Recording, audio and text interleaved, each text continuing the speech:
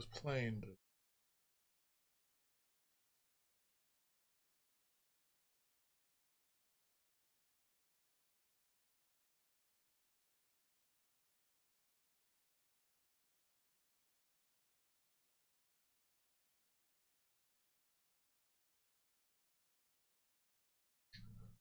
oh, exceptionally wild today. The record button. Good evening, everybody. This is Ice Cold Prime. Welcome back to another No Pressure podcast. Like I said, I'm doing a new format. I think it's been a couple weeks. So I'm trying to get at least two in a month. A 30-minute segment. I was supposed to have an intro plan. I want to start playing intros from back on. I used to have it, but ever since I had to kind of read through things when I got my laptop, I apparently so I did this place, but I forgot to put everything back on this one. So I need to go back and get my hard drive and put it back on there. But this is gonna be episode 2. We were talking about real quickly a long, want to do a long rant today or anything like that. But we will most definitely be talking about something that I find pretty cool and pretty interesting. With HBO Max has been picking up some animated shows the last, I guess, few weeks or quarters, I guess you want to call it, in terms of business. I think that's pretty cool. And the reason why I want to bring this up is because I have gotten to a point where there's not too many new things that's really interesting, especially when it comes to animations, except for what I'm going to list off in the next few minutes. Other than that, it's kind of more like a passing of the torch type thing, and that some of these cartoons and anime series just not for me, and that's easily acceptable. I mean, that's life, but it's cool that's what that is. So I wouldn't mind they did some stuff to revive and bring back some classics, whether in today's light or just bring them back in as is, like how they were back then, which would be tough with the movements that's going on, SJWs and racial discrimination, which is always a thing, but every few years there's a new I don't want to say it standard, I guess, and a lot of stuff. I mean, I was watching Simpsons just a couple of days ago, and even though I still laugh, I know for a fact that that joke was made today. Instead of just showing it, this was back made it. I think that season was probably mid 2000s. Because I'm on season 18 and they're on like 32 right now. So yeah, that's like 2010 type 2010 year, I guess you could say. So about certain jokes were made today that were there, then yeah, I can see the Twitter war would begin, and the whole social media would be like and everything like that. So I think it'd be cool to have a home for that. Most people probably would not agree with that just because of what I just said, the fact that these jokes are probably insensitive and certain groups of people, whether it be LGBTQTs or races or cultures, they're going to be highly insulted, which I mean, that's kind of some of the point of a joke. Some jokes can be taken too far, I believe, but you know, you have to kind of be able to poke fun at yourself, but you don't have to. That's not a law. No one says you have to do that, but I do feel like the world would be a lot more sensible and carefree and able to flow if people could all standards of life kind of just do that and enjoy it for what it is.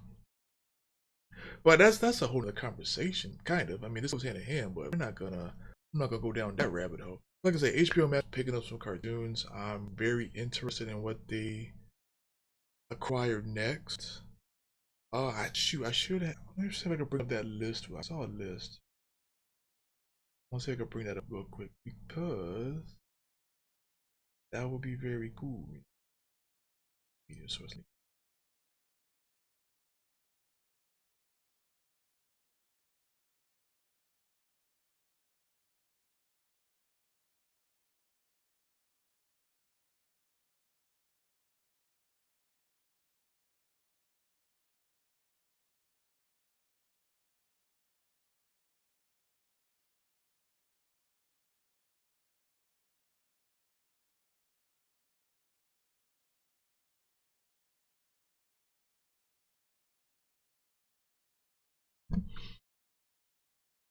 Let's see. Like my settings got reset.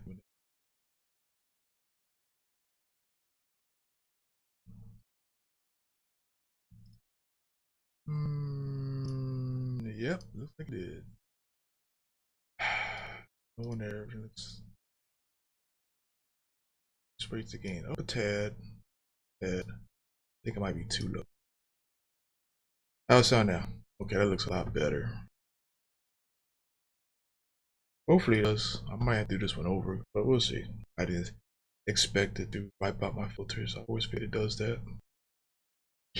Alright, so I'm looking real quick to see if I can bring up a list I was looking at for the HBO Max. I had a list that was pretty clean too. Let's see. What's it on Wikipedia?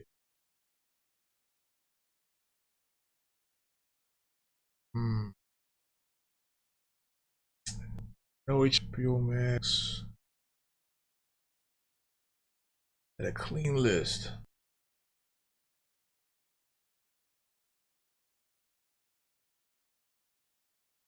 Oh shit, did they get Smash? Oh, I don't know what Smash is. I'm thinking of Mask. Never mind. That was a trip down memory. Alright, I don't like this list at all. There was a list I looked at, it was very cool. Might have been just straight from HBO Max.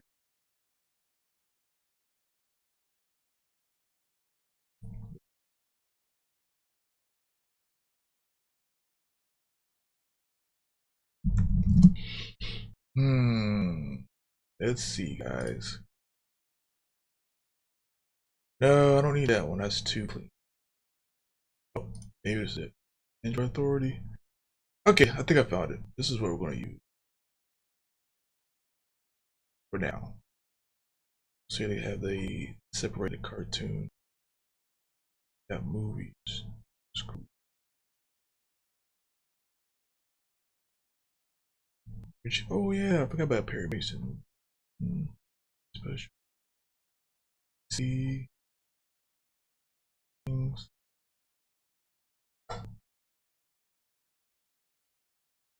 Oh, word. Not gonna show what I saw just a couple weeks ago. Alright, here we go. So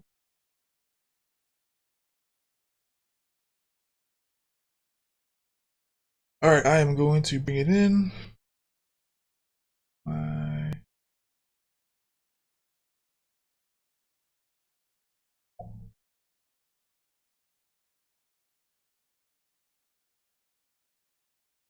Wait, what? Should have did this before I started. I know.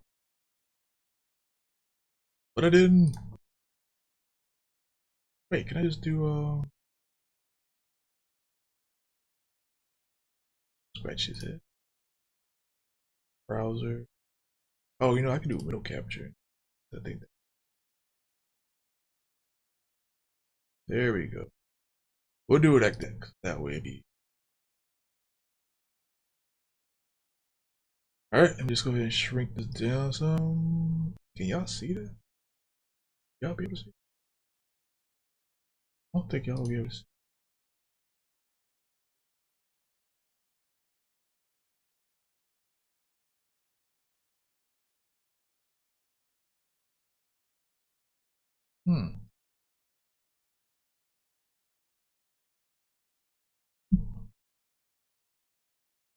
Got some more experimentation to do.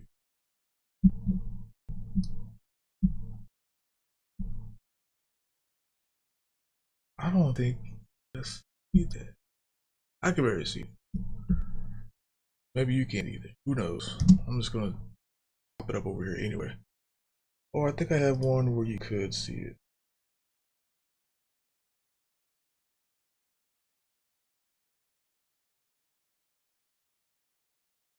Oh, so it's not going to have a picture. Anyway, we're gonna go right into it. I'm gonna leave that right there anyway, just for reference, because I can see it on the other screen. So, HBO Max has pretty much been acquiring TV shows, you know, just like any type of studio. But HBO Max, I've been seeing a lot of Cartoon Network and Adult Swim shows coming up. And for example, they have pretty much the classics: Robot Chicken, Rick and Morty, Regular Show, I mean, they have Close Enough, which was from the makers of Regular Show, come up on there, and that's pretty cool. And that show was pretty much canceled, I think, before it even hit the ground. But they picked up the rights, I guess, or helped them out and put it on there. And from what else I see Adventure Time, Aqua Teen, like actually pretty much a lot of shows that I wanted has popped up on this list, which shows that looks like they just picked up the catalog and are more than more than likely just making Adult Swim onto HBO Max, which is very cool. What else we got? Robot Chicken, Sealab 2021, which I had on my list. I can actually take that down. Squidbillies, which is not my favorite show, but a show that I really liked growing up. Super Jail, unrated. I mean, not rated high enough. Metalocalypse, Flapjack. I think that was more of a Cartoon Network, prime time, morning time hour. I don't think that ever came on Adult Swim, but this is also for, yeah, pretty much what Cartoon Network has Adult Swim or acquiring. Aqua Teen Hunger Force, Gumball, The Boondocks, which talk about that in the next couple of minutes. Barbie Birdman, cool. Home Movies, classic. Uncle Grandpa, I don't think I ever watched that one, but I'm familiar with the creator. I think he made a couple shows I like that came up on there. Tim and Eric Awesome Show, which is that's like one of those guilty pleasures I have because I have no idea what the hell is going on. I sometimes feel uncomfortable watching it, and then sometimes I feel like I'm high watching this. They're crazy. And they got a bunch of stuff coming up. I was just more curious, not that about what other shows they're gonna get from pretty much my childhood. They have a decent start to that list. It's pretty cool. So my list consisted of, well, Black Dynamite was one of them. I hope they maybe either fresh it or bring it back. I think that would be a great show to have, especially tackling today's social climate and just comedy awareness. I think that would be a cool show. Don't gotta be heavy handed, but they could definitely do some fun with that. That show, Legends of Chamberlain Heights, is a show that came on Comedy Central. And my list, consists of Adult Swim mainly, Comedy Central cartoons like Legends of Chamberlain Heights, which is fucking hilarious. I know they had a big controversy with the whole Kobe Bryant thing, rest in peace, where the people are thinking they predicted his death, or because this episode happened prior to his death, where he crashed in a helicopter, and by coincidence, that's how his life was ended. And I think he pretty much died in that episode, but it wasn't even about that. It was just like things that was happening, and I guess they're based around LA. So, and they're all ballers, and so that was like, they keep a lot of reference in terms of basketball. Yeah. So I wouldn't be surprised if somehow if that was to get picked up, if that little incident does not make some type of pickup for him, So we'll see. But Legend of Chamberlain Heights was one of them. Venture Brothers, which was just canceled. I actually need to finish the last 2 seasons of that, but that was canceled recently, and they were in talks. This was got me thinking about what other cartoons or animated shows I would like to either pick up a couple extra seasons that were canceled, I think, too early, or just shows that I would love to have to watch back. Even though I do have access to a lot of these shows anyway, I think a lot of people today needs to be exposed to it, because that shit was funny, good stuff. So Venture Bros, which was recently canceled and potentially was getting picked up. I haven't kept up on the news on that, but I do know the last thing I heard was that HBO Max was looking, or the creators were trying to negotiate maybe some type of deal to get them on their show for I guess to finish off the series. That's been going on since 2000. I'm gonna say 2004, maybe even a little bit earlier. I know I was in the first couple years of college because that was a good show to watch. Boondocks. So Boondocks is already on there. I think season 5 is gonna be on there. I think they're still either looking for somebody to replace Grandpa's voice, which is messed up that they didn't pick his son because he does a good grandpa. But John Witherspoon's son, I think he got either blackballed out or they just had to ignore him for whatever reason. I saw a couple. That sucks. And if they don't, I think they're gonna do a slightly different approach. So it might be more like a remake, maybe a reboot. I saw some of the art animations for it, and it's a different style. I think Magruder is gonna be back on there, but I do know the style was a lot more, a lot more sleek. But like look like they might go more of an action route. Just based off the art style, I couldn't see them doing the same satire with that type of style, or parodying it, making a parody of going on today's news and world events. It looked like it was just gonna go more just action. And I don't know, the first 3 seasons were they hit every mark when it came to racism and politics and even religion and conspiracies. And the Boondocks is one of the shows that just I could just kind of relate to. And if I was to be with that company, I feel like I'd be like, okay, cool. I probably wouldn't be all up in it, but I definitely feel like I would get a whole lot of what they're trying to say and portray more than a lot of other people would.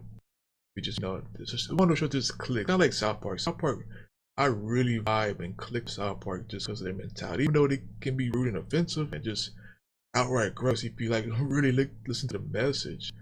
They're saying what they want to say, and I really respect that. And a lot of things that they have said, I actually seen before I even saw the episode. It came to certain events. So, Boondocks is one of the shows. Now, if they do the new seasons, they're big possibility. And I think, like I said, I think 5 is going to be on it. Don't know for sure yet. Definitely put, season 1 through 3. Go 4 in the trash. I don't care. That's garbage. I watched the first 5 or 6 episodes. I did not like it.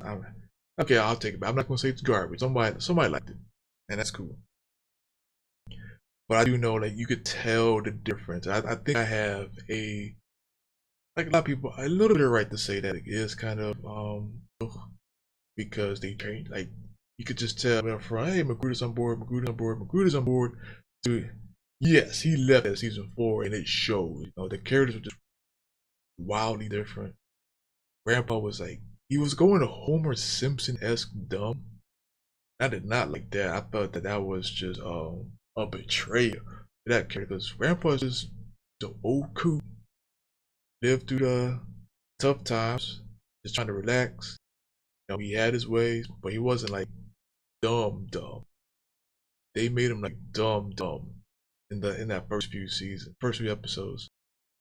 I think that was one of the biggest turnoffs, and then they made Huey. Huey got like freaking, he got nerfed.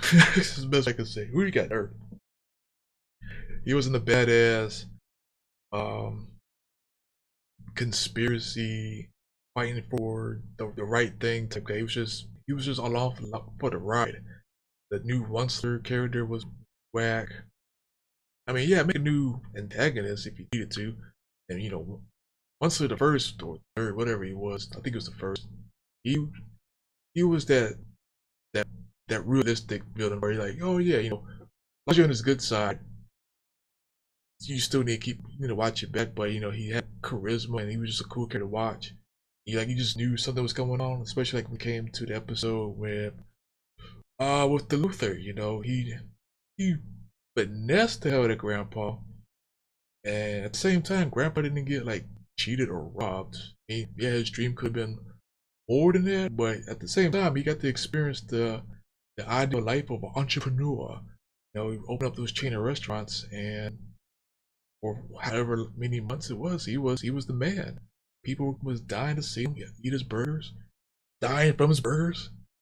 And once it turned that, flipped it, and made it to the point where he could get the space that he wanted. So like once it was a cool, conniving, and just an ideal, like kind of been I like to watch.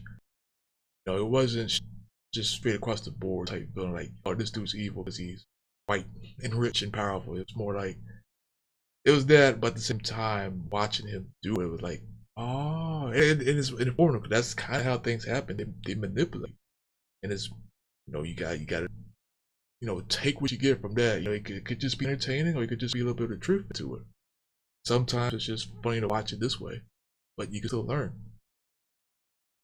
So Boondocks, yeah, we get Boondocks. Now here's where we're going to be getting into. I didn't put a title of this, but I'll do it one later. But here's where we're going to be getting into some good stuff.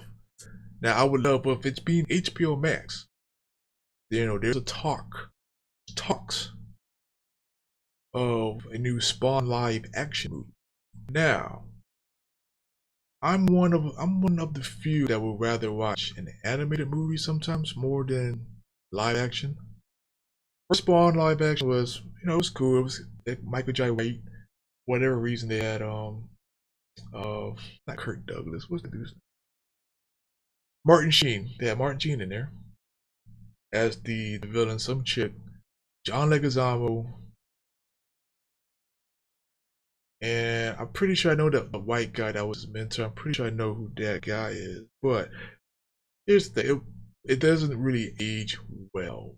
The concept is there, but the cinematography, I guess, and the technology that could really made it pop, made it more cool, doesn't really age well. And not every movie needs to age. I think it should, because if you want to go back and watch it, you want to go back and watch it. Because some movies are timeless. Jurassic Park, even to this day, that movie's like 25 years old. Movie's old, but I could watch it and not feel like the graphics suck. Yeah, it's dated, but at the same time, you can tell that it's a smooth and interactive action. It's like, oh yeah, even 20 years from now, I could watch Jurassic Park, the first one, no remake, no Jurassic World, and just be like, cool, because it's at the bar, and that bar is hard to step over. I don't think anybody's really stepped over that bar. Even the new Jurassic World has not really stepped over Jurassic Park. And that's a lot to say. That's a lot to say in my opinion. But I would rather have a Spawn cartoon than the movie. Yeah, I mean, you can even have Jamie Foxx voice the character. But I'm in that league where some movies, yes, we got technology to make Spawn even probably better, but it's just gonna be 3D at that point, so you might as well animate it and really incorporate that 3D technology into it to make it really, like I said, pop, make it really sheen, make it really, just fluid even more, instead of just having to do all that green screen and blah blah blah. That might be, I don't think that would even be more work for the animators. I think with technology nowadays, also not doing anything crazy. Like, okay, we hand drew everything. Like, you can. I'm pretty sure you can still go from the basis up of 3D animation and everything like that, and make it a very very smooth transaction. So I want to do Spawn. I'm just saying that I want to do Spawn. I would love to see it animated. I would love to see them follow the source material a lot closer. Because I have yet to read it, and I probably would never ever read Spawn. I lied. That might be a project I might take that challenge. I want to just read all of Spawn up until. Did it finish? Anyway, I might be a thing, but I know for right now I'm not gonna read. But I would love to see that universe. Ooh, or I mean, Amazon might do it, but I would love to see HBO Max do it, because HBO started Spawn. That was the first cartoon was on Spawn. Oh, I'll get that one out. Excuse me. But that's when Spawn was first as an animated series. First that was on was Spawn. So yeah, Spawn, that would be awesome. That'd be great. I think that would be that would make my day, especially with the things that are being done. But we'll see. I think that's like top 3 on my list for right now. And got a couple other things, but Space Ghost Coast to Coast, which I did see that. Harvey Birdman, that's a show that's gonna be on there already, so that's pretty cool.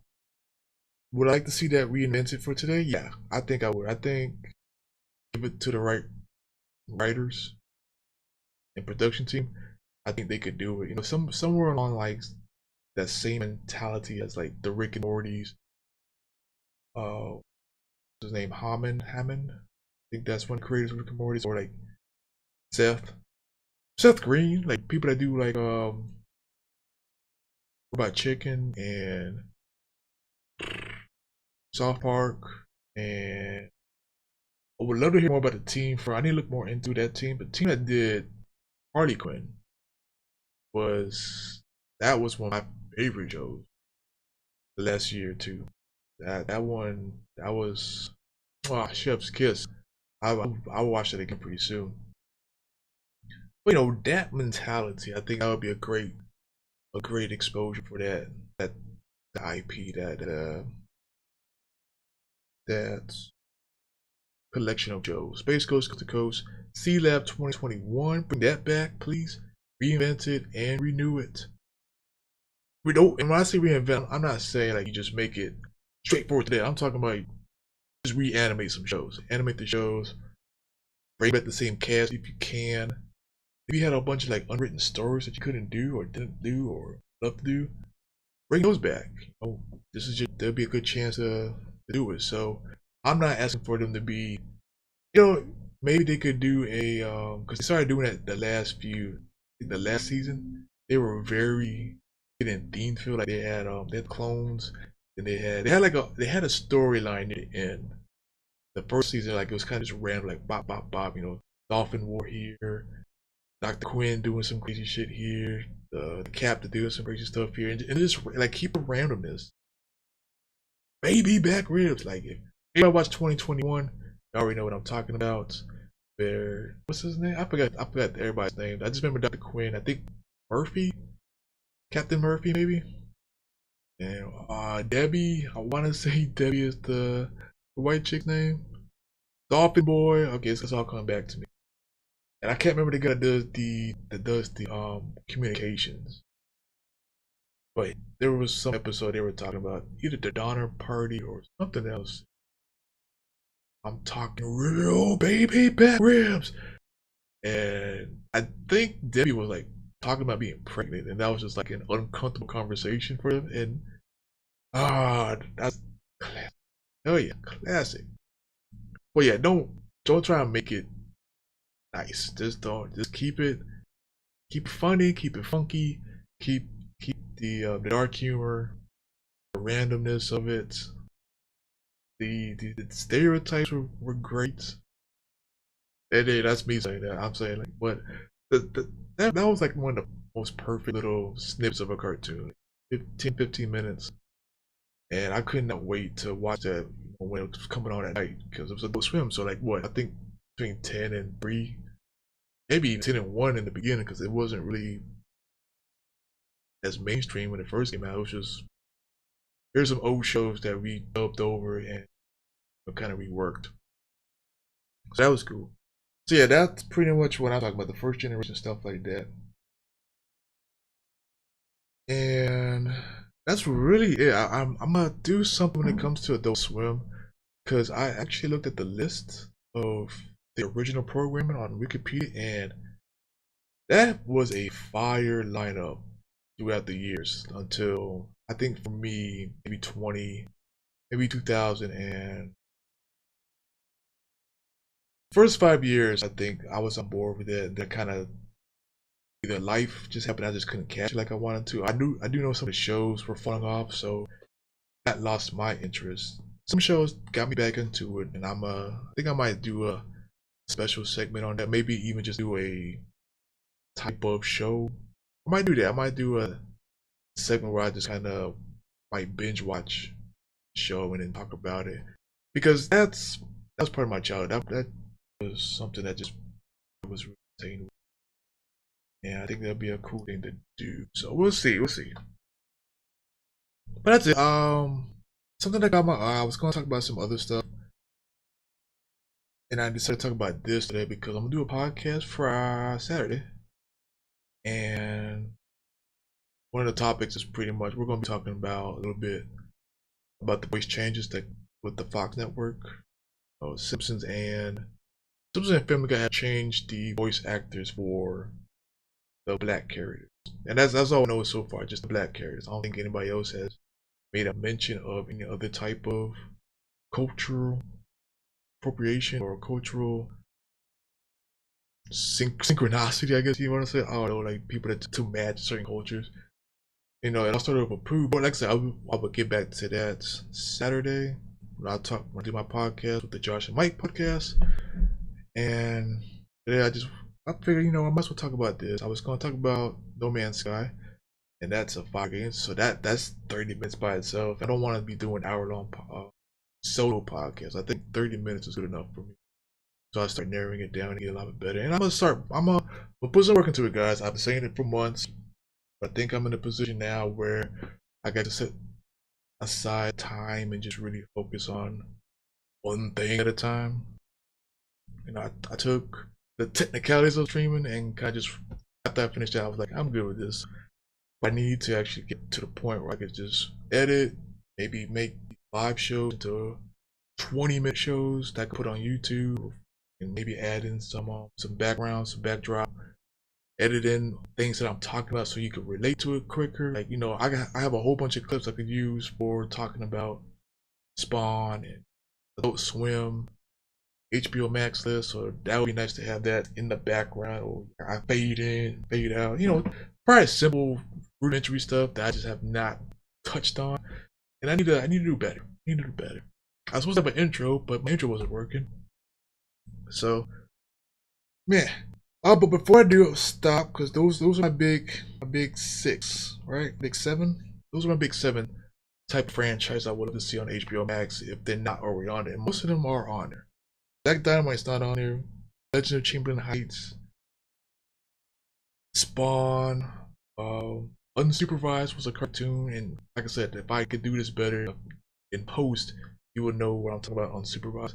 That was a cartoon that's about these two white kids and living in the slums or poor part of town, and they're just like the most optimistic kids, and they're just trying to live their life the best way, and they're around like the worst people. It's a classic trope, but it was funny. The animation was great. The dialogue was spot on. It was a good show. So that's a show that if you're not China, Illinois is another one. Before I get off, China, Illinois was another classic Adult Swim, which I forgot was on Adult Swim. I think I first saw that on Hulu. I think the first one on Hulu. I guess when they contracted in Adult Swim, I wasn't watching it at that time, but I caught it on Hulu, and that's one of definitely my top 10 of animations. Not counting anime. I want to say top 10, at the very least top 15. But before I do, guys, I do want to talk about some creators I've seen. Like, I watch a lot of YouTube. Pretty much the same thing. Like, it's about gaming news. And I do a lot of comedy, and I like to watch a lot of animated creators because they have like some of the best content. Not mainstream and stuff that you would never think about. It might make you feel uncomfortable. But there's a couple of people I would love to see maybe get that budget to make the big step towards being mainstream. And I hate saying that because I do not, once you go mainstream, it's gonna be like you hope and pray that they're gonna keep that same spirit, and sometimes it doesn't come off that way. Eventually, like you wish they kind of just stopped here, or at least did a different project before they may have ruined another one of their stuff. But Caleb City, he's not an animator, but he's a very, very funny and energetic and hilarious African American that does like just everyday type of scenarios that you look at it from an exaggerated point of view, you still get it. Be like simple stuff when it comes to anime or video games, like buying a game that has funky controllers or controls, or it's bugged out, people that forget their glasses and trying to walk, stuff like that. So he just really exaggerates and make this funny skit. And Even though that animated, I would like, actually, I'd love to see him in animation, some form or fashion. He's very talented, cool dude. Beat Canyon, he's been one of my favorites. He makes these grotesque cartoons. That's like 2-3 minutes long, sometimes even 5 minutes long. Very uncomfortable. Uncomfortable animations that just I cannot take my eyes from. So mad props to Meat Canyon because he's been one of the guys I look forward to getting there my notification on YouTube. You know, have you ever seen the Ed and Eddie cartoons that he did? He has two of them. They're kind of like horror. Ooh. And sometimes he does a parody of. And sometimes he does a parody of, I guess, the bigger YouTube, like he did Mr. Beast. I think Mr. Beast actually saw it and commented, which was pretty cool. I think for him. He did who else did he do? He did, I can't remember his face now, but like the guy that just always smiles, you know. He's like, oh, I'll give my friend a car, and that's what Mr. Beast does too. But that the makeup guy Michaels, or like the guy with the long blonde hair, the makeup thing, I forget his name too. But anyway, I digress. He'll take something that's pretty mainstream and just really make a horror out of it. It's always, I haven't been disappointed yet from this cartoon. The Willy Wonka one he did last was good. I really wish they kept the Bugs Bunny one. I think YouTube knocked that one out because of Warner Brothers. Winnie the Pooh. There's a long list of stuff that is like ugh, but at the same time, like that was pretty cool.